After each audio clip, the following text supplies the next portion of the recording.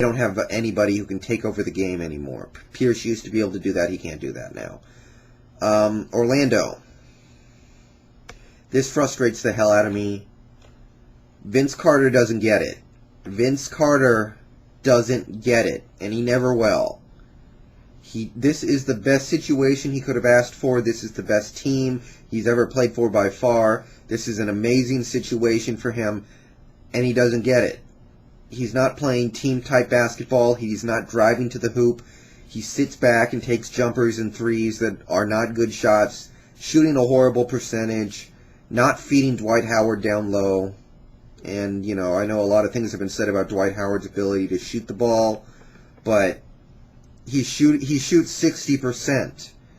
And that's the number that really matters. You know, Nelson is taking a step back. Richard, I still don't know if he's completely got his head in the game from the suspension. And I watched them against Portland recently. I watched most of their game against Portland, and defensively, they were so bad.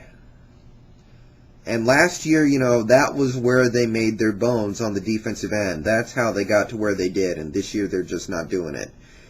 So, right now, I don't see Orlando getting past the second round. Right now, this whole thing was contingent on Vince Carter getting it, and he doesn't get it. What else? Miami. Miami really fell behind in the last several weeks. Mario Chalmers is one guy I'm actually going to look at, and I know he's kind of a small guy anyway, but I thought he was going to dump in 10 points a game and shoot threes for this Miami team, and he's just terrible. I don't know what's happened to him, but it's really disappointing to me that Mario Chalmers couldn't progress this year. Instead, he's regressed, and I don't like it. Toronto. I took some flack in the preseason because I didn't think Toronto was going to be doing anything this year. They fought back to 500, which is probably better than I thought they would do. Not as good as a lot of people thought they would do, but you know, I think they're going to make this Bosch deal, and that's going to make them worse, a little bit worse right now, and they're going to end up at a 500 record. And that may be good enough to get them in the playoffs with a half-decent seed, but I don't think it matters. I look at this team, and I see one of the worst defensive teams ever assembled. Calderon, Turkoglu, Bargnani. Those guys, they can't defend anybody, and I don't see how it works well for them, so yeah, I got to put that one on a Triano. He's just not getting the team to play any defense either. Yeah, it's a two-way street, obviously, but Toronto's still not buying you guys. That's how it is. What else do we got? Dallas. I continue to like Dallas a lot. They're 26-14. Marion has been one of the best, if not the best, defender in the league. Dirk might be playing some of the best basketball of his career. Statistically, maybe not, but there's something about him, and before he got hurt, I really thought he was going out of his mind. Just going completely out of his mind. And I think that team is the second best team in the West, and I think they're going to play the Lakers in the Western Conference Finals.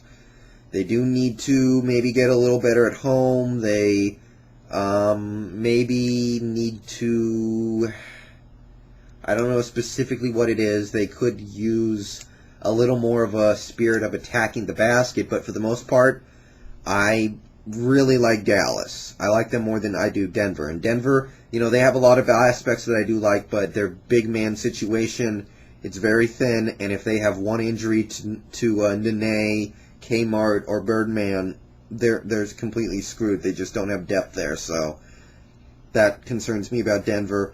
San Antonio's making a little run at it, but I still have some of the same problems with them. Duncan can only play so much because of his age. They're resting him in a lot of second halves lately. Jefferson, still not sold on the Richard Jefferson deal. Ginobili, I still don't know when he's going to be fully integrated in this offense, but right now he's not doing the things he used to do.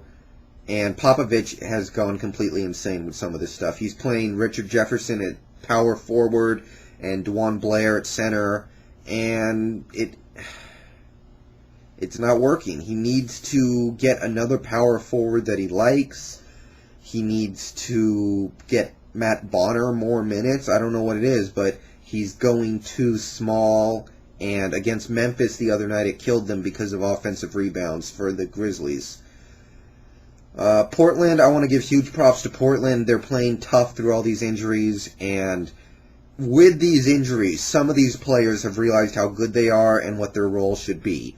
Andre Miller has played so much better ever since some of the injuries. Jared Bayless has been a nice spark off the bench. It's admirable because a lot of these teams, they lose one player and they lose just about everything. This Portland team, they just keep fighting no matter who they lose. You see the Lakers when they lose Pau Gasol. They're toast. I mean, they're a much worse team. You see them when they lose Kobe Bryant. They're mediocre.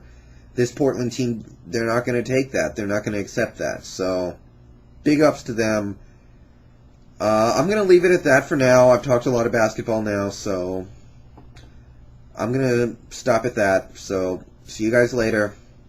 All-Star Week is coming up in a couple weeks, I think, so going to be interesting. Halfway point just about here. Have fun. See you guys later.